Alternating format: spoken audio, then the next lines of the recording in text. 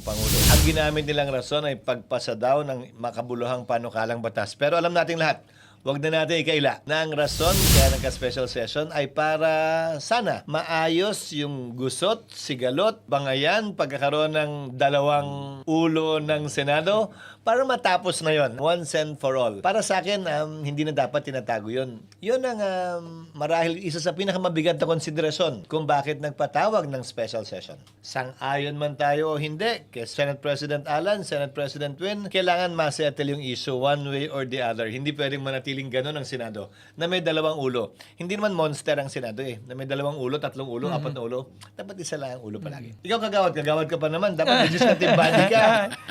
Ha? Hindi, ano lang yun. Sa kagawad lover boy lang yun. Pero sa agree ako. I personally agree na dapat nagkaroon ng session. Pero for you, kinailangan ba talaga ng special session para ayusin yung gusot sa Senado? Oo, dahil sa July 6 magsisimula na ang impeachment trial na mismo ni Vice President Sara Duterte. Yan ay naset na sa calendar bago pa man itong kaguluhang ito. Ang pinakahuling gusto nating makita, pag nagta-trial ang Senado, may dalawang upo sa taas at magsasabing, ako ang ganyan, ako ang ganyan. Parang ang sama. Sa dami ng kaguluhan sa Pilipinas, wag na nating dagdagan pa. Sa bigat ng pagkakahiwalay ng bansa natin sa impeachment trial ni Vice President Duterte, halos kalahati pabor, kalahati tutol dyan, dadagdagan pa ba natin ang away at sigalot sa loob? So, importante para sa akin na ma-settle yung isyong yon bago pa man magsimula ang trial ni Vice President Sara. Para klaro na rin yung magiging resulta kung sakasakali man nung paglilitis na yon. At walang duda, kaugnay sa magiging epekto nun. Senator, nung nakaraan kasi, nung June 3, yung session niya, ngayon ito kasi sila, Senador Alan Peter Cayetano, nag-file ho kasi sila sa Supreme Court para mapawalang bisa yung session ng June 3. Nagre-request sila yung mga pwesto nila maibalik. Ano po masasabi niyo? Well, sang-ayon ako dun sa hakbang na yon. In fact, isa ako sa mga unang nagpanukala noon na imbis na magbangayan sa Facebook, imbis na mag-away sa Senado, imbis na magkagulo ang Senado, na umakyat na ang isa sa Korte Suprema para idulog ito. Yung kasong pinagbasihan nila Senator Gatchalian noong June 3, Avellino versus Cuenco. Pangalan nyo ng mga senador. Dinemanda ni Avellino, Senator Avellino, si Senator Cuenco. Dahil nga sa hindi nila pagkakasundo sa quorum. Sabi ko nga, sa podcast ko din, makalipas nun, sana may mag-akyat na lang sa Korte Suprema nito. Cayetano versus Gatchalian o Gatchalian versus Cayetano para ma-settle na tong isyong to once and for all. Pero yung issue yon sa palagay ko ay naging moot na. Moot na dahil nung special session, nagkaroon na ng 13.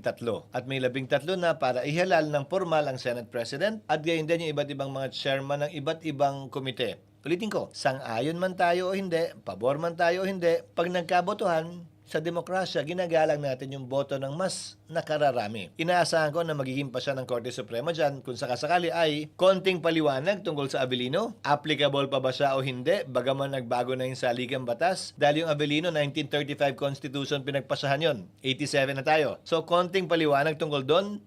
Pero sa dulo, dahil nga tapos na, nagkaroon na ng botohan ng may 13, moot and academic na rin siguro yung magiging pasya o direksyon ng pasya ng Korte Suprema.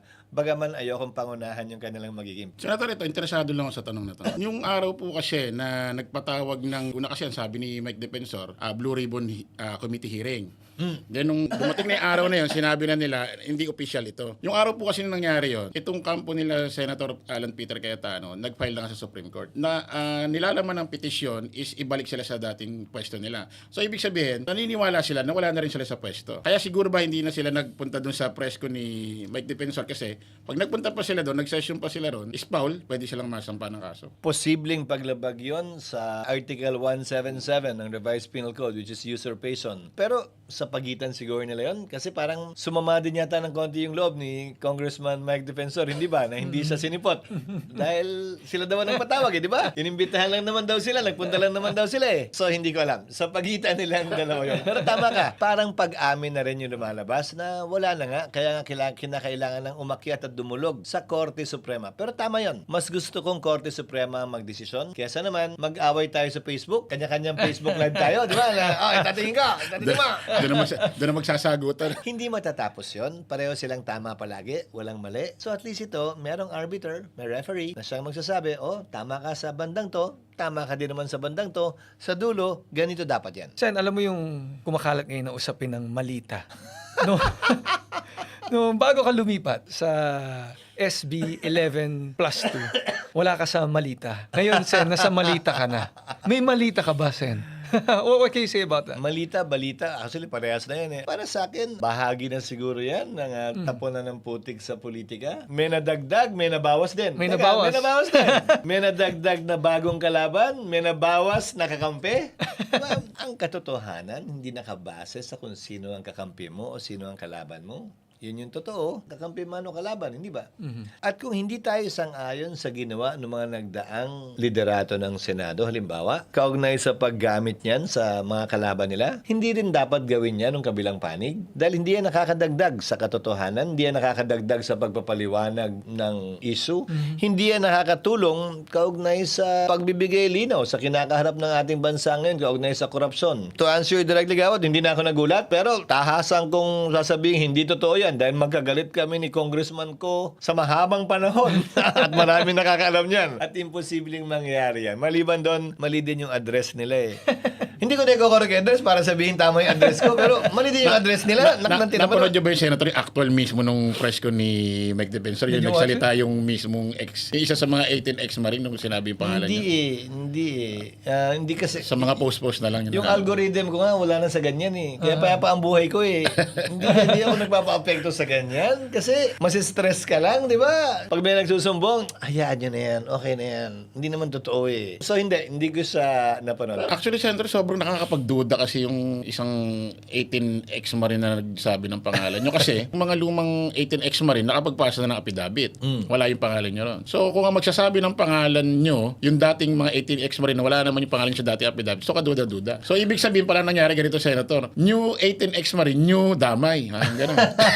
New 18 Marites. Hindi lang, sumempo din kasi nung kaka-appear ko nung June 3 para nga makapagpatuloy na ng trabaho ng Senado. Pero bahagi na nga siguro yun ang ingay sa politika ngayon. Bahagi yun ang pagtatapunan ng putik na magkabilang panig. Pero importante at sa dulo, ano ba yun totoo? At makakapagpabago ba yun sa posisyon ko at desisyon ko? Hindi rin naman. Bakit sa presscon? Kung talagang may rason, edi maghain ng affidavit, maghain ng reklamo para masagot, para mapawalang bisa o masabing walang katotohanan yan, bakit puro presscon na walang pananagutan? Kaya nga naliligo sila ng kaso eh. Ayoko nang dumagdag dun sa paligo ng kasong yun. Kasi, You don't plan to file cyber libel cases? edi mag-a-attend din ako nun. Hindi lang naman siya mag-a-attend nun, pati ako eh. Sa totoo lang, anything that is not true that should not bother you. Yun ang prinsipyo ko at paniniwala ko. Kaya sa kada magsasabi, sa tagal ko sa politika, lahat na nagsabi ng kasanungalingan laban sa akin, didemanda ko. Ang dami ko sigurong kasong ina-attendan ngayon. Sinimulan nilang sinabihan akong babaero, bilang sinabi akong bakla, sinabihan ako ng adik, sinabihan ako ng lasenggo, lahat naman na binato sa akin eh. Hayaan nyo lang magsasawa din yan kasi pag hindi naman totoo, mamamatay na lang na mag-isa yan eh. Hindi yung nagsabi yung kwento. Now, like you just answered na settled na ang issue sa SP. Do you believe na moot na ang petition sa Supreme Court? Yes, pero syempre, manipis na mayorya ito. 13, di ba? Yung kabila, ang naiiwan ay 10 o 10. Zero-sum game to. Ibig sabihin, pag may lumipat ding 3 kailangan lumipat para mabago yung mayorya, di ba? Shaky pa din yung pagiging mayorya. Ang komportable numero palagi, 18, 16 na mayorya. Yan, masasabi mo na medyo stable yung mayoryang yon. Sa ngayon, syempre, ang kailangan gawin nila Senator Gatchalian, ni SP Gatchalian, maghikayat na iba pang mga miyembro na sumapi sa mayorya para maging mas stable yung majority niya. So, do we expect more FB lives? Parang hindi na. Nung special session nga, alam mo ako siguro naka-attend ako ng 9 na taon na ako sa Kongreso, 15 taon na ako sa Senado. Siguro ko nakakadalawa o 3 special session pala ako ina-attendan. Ganon ka-special yon. Kaya nga special eh. Hindi madalas, bihira. Isa to sa konting special session na in-attendan ko. At sa palagay ko nga, maliban sa pagtalakay ng mga makabuluhang panukalang batas, ang pinakamahalagang na-settle doon ay yung leadership issue at liderato sa Senado. Dahil si Senator Cayetano, maliban sa nag-file siya sa Korte Suprema, tinanggap din naman niya na may 13 na, trabaho na tayo. So, malaking bagay yan para sa akin. Para sa Senado, sa empleyado ng Senado, at para din sa institusyon. Kayo, anong kina-special ng special session? Ikaw muna, Chris. Para sa akin, para mag-convene na nga yung Senado, magdiretso na, makapagpasa na ng mga bills. At maayos na ngayon siguro. Huwag natin i-deny na isa yun sa mga pangunahing rason kung ba't pinatawag yung special session para makita na may boto nga ba, wala. May 13 ba, wala. Magkaroon na rin ng opisyal ng mga liderato. Kasi baka mamaya, dalawa pipirma sa cheque ng sweldo ng empleyado. Di ba ang gulo-gulo nun? Dapat matapos na rin yun eh. Nagkaroon pa nga senator na may ino-offer yata si Senador Alan Peter Cayetano na dalawa na silang pipirman. Kahit walang official na signatory. Para magulo nga yun, di ba? Baka ma-delay pa yung sweldo ng empleyado. Kawawa naman. Baka may nangailangan. So at least ito nga, na-settle yung issue yun. Hindi lamang dahil nagkaroon ng 13, dahil tinanggap na rin ni Senate President Cayetano na dahil nga may 13 na, di ba? Nagpalabas siya ng pahayag na tinatanggap niya yung bagong liderato na rin. Gayon din yung mga kasamahan niya ngayon. Para sa akin, Senator, para maging official na talaga. Kasi yung mga napapakinggan natin sa mainstream media, lumalabas talagang hindi na umiiral si Senador Alan Peter Cayetano sa Senate. Kasi pati yung mga payroll ng mga empleyado, kinikilala ng signature ng Land Bank, yung signature na ni Senator Richard Gatchalian. At saka hindi po pwedeng pumayag si Senator Gatchalian na, sige, dalawa tayo. Parang malabo yun. Baka yung Land Bank ang hindi pumayag. Masyado, joint account. Baka maging double pay pa yun. Dalawa pumirma. Ako, personally for me, talagang kinakailangan siya kasi ang daming bills ang daming mga bills na nagawa nyo at nagawa nung Kongreso, lalo-lalo na yung sa barangay health workers na bills at saka yung mga generals na nabinbin. Sayang naman. Actually, yun ang kawawa. Alam mo yung mga general, isang bagay pa yan. Isang malaking bagay din yan sa special session. Natalakay yun dahil kung hindi, magbo-birthday na lang sila ni hindi nila mahahawakan yung ranggong dinedeserve nila.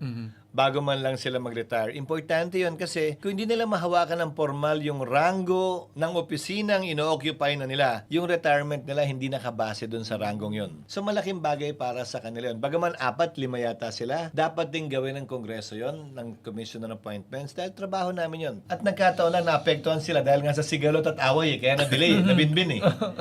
Kung wala naman yun, hindi sana nagkaroon ng problema. Kaya kahit na yung manifestation ni Senator Marcoleta, niliwanag niya, hindi ako nag-o-object kasi hindi naman nila kasalanan. Kasalanan natin to eh. Pinoint out lang niya na may ganong batas na baka nilalabag natin pero hindi ako nag-o-object. Niliwanag niya lang. Niliwanag naman yun. Tama naman si Kadante doon na may ganong ng provision pero in the interest of fairness, kami may kasalanan eh. So dapat kami magwasto at maghanap ng paraan kung paano rin mawasto yun. Alam mo ba sa tagal ko sa Kongreso, ito na ang Senado may pinakamaraming Senate President sa loob ng isang Kongreso. 4 kami. Ako, si Senator Soto, meaning mula zona ng Pangulo, nung 2025 hanggang zona ng Pangulo ngayong 2026 in 1 year. Ako, Senator Soto, si Senator Cayetano, Senator Win. Ang alam kong pinakamarami, 3 lang eh. Ito na sa kasaysayan ng Senado ang pinakamaraming Senate President sa loob ng isang taon. Sen, what's your reaction na you're given compliments by Senator Win Gatchalian? Yung style mo daw, mabango ang Senate bathroom,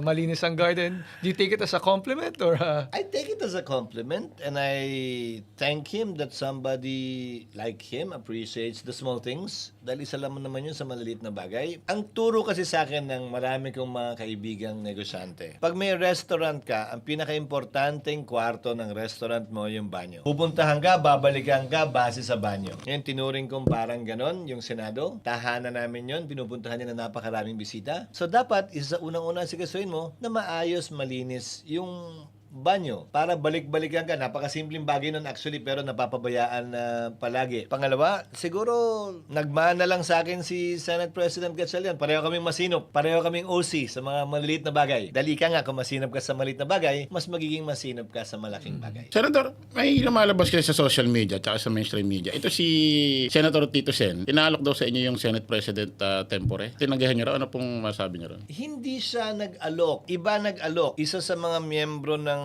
mayoriya ni Senate President Win. Sabi ko, hindi ako interesado, hindi ko kailangan. Sino bang may gusto? Kung sino may gusto, bigay na lang sa kanya at minungkahi ko nga si ating Senate President Soto. Sa tinagal-tagal niya sa Senado, siya na yata pinakamatagal sa Senado ngayon eh. Hindi pa siya naging Senate President pro tem. There's a first for everything. At para sa akin, gusto niya, hindi ko naman gusto. Hindi namin kailangan pagtalunan o pag-agawan. Maluwag sa dibdib kong binigay sa kanya yon. Dahil hindi ko naman kailangan hinihiling o hinahangad yon. Senator, ito pa.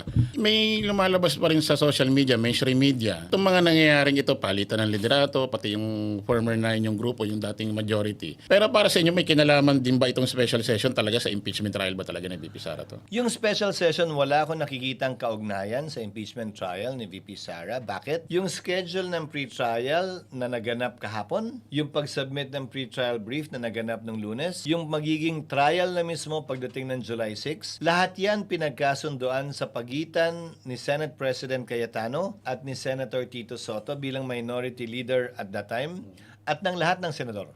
Pumayag yon, pinag-usapan yon. So, walang binago doon. Yun pa din yon.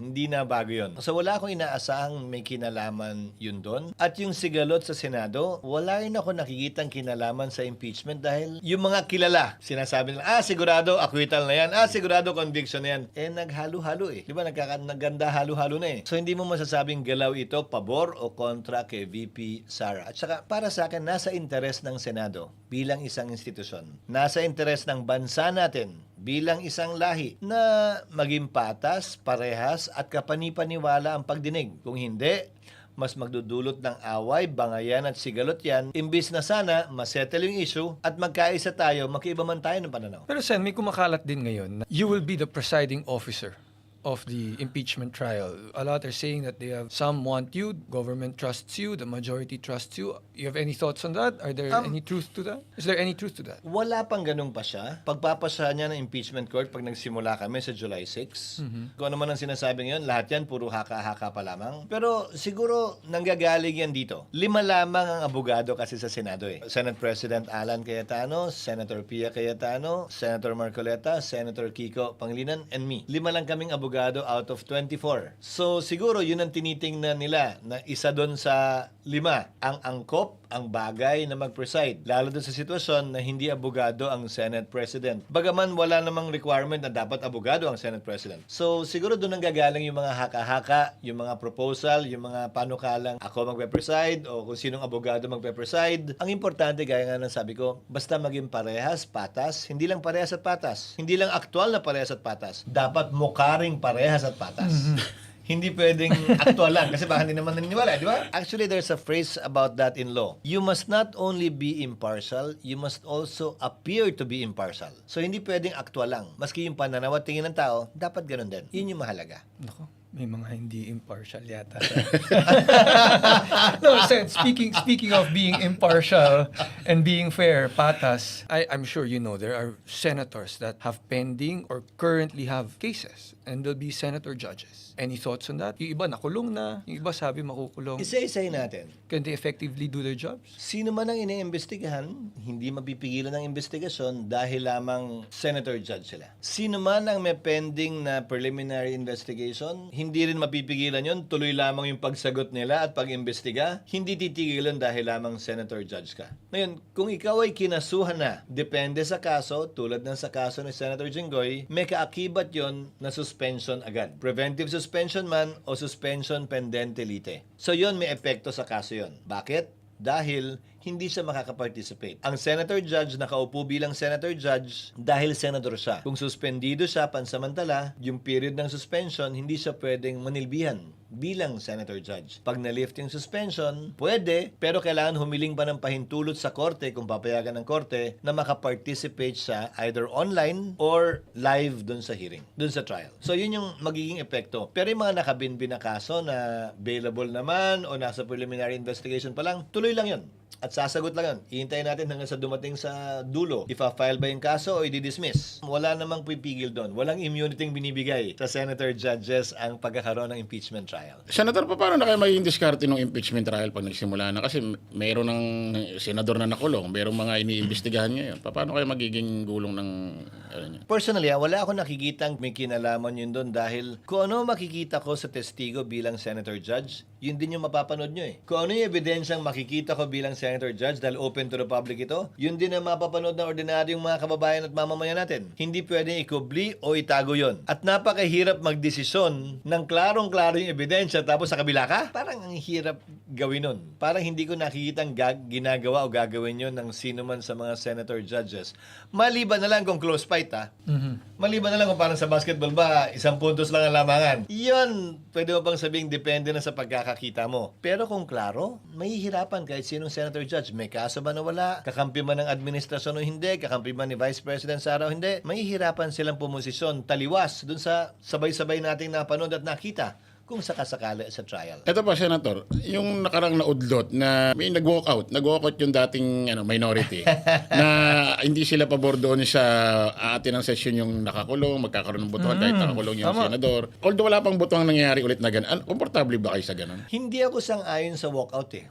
Alam mo, sa tinagal-tagal ko sa Kongreso, hindi pa ako nag-walkout. Kasi nga, naniniwala ako, Congress is a deliberative body. Demokratikong institusyon yan na tinatapos lahat ng hindi pagkakaunawaan sa pamamagitan ng botohan. Hindi sa pamamagitan sa paglakad o sa pag-alis. Hindi ako sang-ayon doon. Kung talo ka sa boto, hindi rason yun para umalis. Magbotohan tayo, hayaan mo matalo ka, harapin mo yung pagkatalo mo sa boto, susunod na botohan naman. Di ba, ganun naman dapat yun eh. Hiniling din yan sa mga nagdaang panahon eh. Nung ilan sa mga nag-walkout din, nung nakulong si Senator Laila de Lima. Eksakto, pareho. Magkakaibang sitwasyon lang. So ngayon, tinututulan nila, pero dumating naman yung panahon na gusto nila yon para sa kakampi nila, syempre, na maka-attend. So gusto nito naman ng kabila, para sa kakampi nila na maka-attend. Hindi ko sila pinipintasan doon. Kaya lang, syempre, kung ano yung rule kay Juan, yun din dapat yung rule kay Pedro. Kung ano yung ginawa natin noon, para parehas, patas, at walang kinikilingan, at walang pinapaboran. Which they did not allow before, Sen. They did not allow before because the court did not allow it. Ang pagkakaiba noon, hindi inamyendahan yung rules. So, nung naghain sila ng kaso sa Korte Suprema, sabi ng Korte Suprema, hindi pwede, bawal sa rules yun eh. So, ang ginawa ngayon, inamyendahan yung rules para payagan. Para kung umakyat man sa Korte, pwede na. Kumbaga, learning from your mistakes in the past, Right, di ba? right. Gulang. Ang problema, nag-walkout nga, nawala ng quorum, hindi na napagbotohan. So, Sen, in the previous month, nagkaroon ng Senate Flix, nagkaroon ng kaguluhan sa Senado, and now the Senate- impeachment is Senate happening. Flix talaga. Oh, may impeachment is happening. How can stability be ensured in the Senate na talagang wala na uling Senate Flix, wala nang kaguluhan, at yung impeachment talagang, sorry Sen forthwith na. Hopefully, in the next few days, and no need to apologize. Panalo ko sa Supreme Court doon, sorry. Tali yung nagsasabi tali yung nagsasabing dapat agad-agad. Hopefully, cooler heads will prevail. Ilang araw ba? Middle of June ngayon. So, meron pa tayong mga 3 linggo bago magsimula ang impeachment. So, sana, itong 3 linggo ito, makapagnilay-nilay lahat ng senador, kumalma, ang mga maaalab na damdamin para pag muli kami nakita-kita sa July 6, medyo kalmante at kalmado na. At tunay na maging mas mature, mas statesman-like ang Senado kumpara sa ibang mga legislative bodies na hindi natin nakita dahil sa silakbo ng damdamin ng ilan sa aming mga kasamaan itong nagdaang mga linggo. Grabe, araw-araw sinundan yung istorya ng Senado. Oo. Luzon, Visayas, Mindanao. Walang Saka, trending eh. Dahil doon sa Senate Flix, parang napahinga si VP Sara Duterte. Parang nakapag-rest din siya sa issue, no? Palagi may ganap, di ba? Hindi naubusan ng ganap. Pero ngayon na ang impeachment ay nandyan na nga, hindi naman dapat sentro. Kasi ang magiging trabaho ng Senado, parang ganito Senado, session ng Senado sa umaga, tapos impeachment trial sa hapon. Baka balik rin yun. Impeachment trial sa umaga, Senate session sa hapon. Huwebes, committee hearings. Kasi may trabaho pa rin kami labas sa impeachment eh. Hindi naman namin pwedeng itigil lahat. Committee hearing, pagpasa ng panukalang batas, pagdebate, pagsalita, pagimbestiga, dahil lamang may impeachment. Papapasukin namin sa schedule namin yan na habang nagtatrial, nagagawa pa rin namin, nagagampanan pa rin namin yung ibang trabaho naming dapat gampanan bilang mga halal at kinatawan ng bayan. Tama-tama, Senator. Anong masasabi niya ngayon sa mamamayan Pilipino mga naguguluhan ngayon sa Senado? Hindi ko ho kayo masisisi kung naguguluhan kayo kasi pati ako din minsan naguguluhan.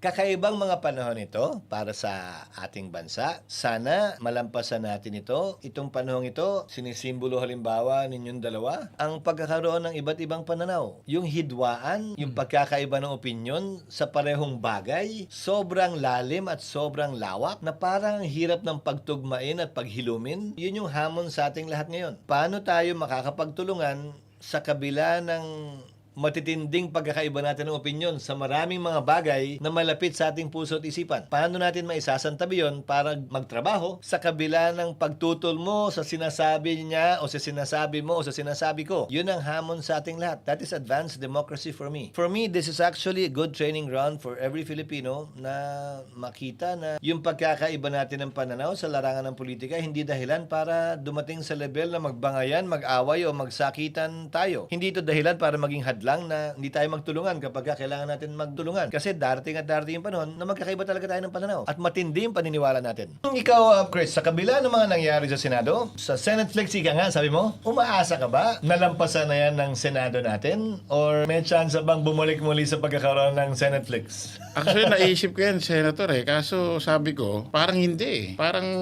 katulad yan, yung impeachment trial ni VP Sara Duterte, July 6 pa. Marami pa pang pwedeng mangyari Mayroon kasing baka grupo na nananahimik lang, pero nagpapalakas pala. Pwede. Posible Pwede, naman. ha? So, hindi pa. Tingin ko hindi pa po. Tingin mo may Senate Flex Part 2 pa? Meron pa. Baka Season 2, season baka 2. umabot pa ng season 4 yan.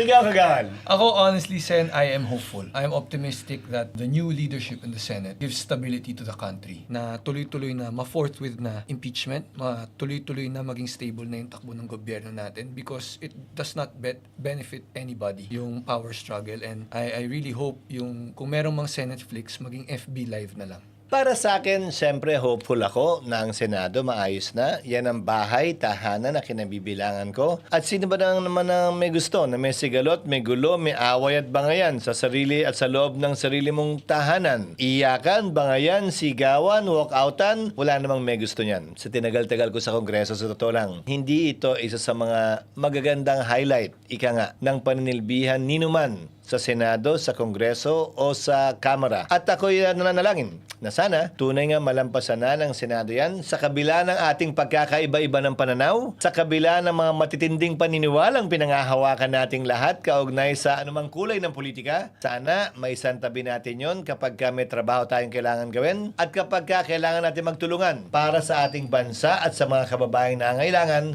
lalo na kung may mga sakuna at kalamidad na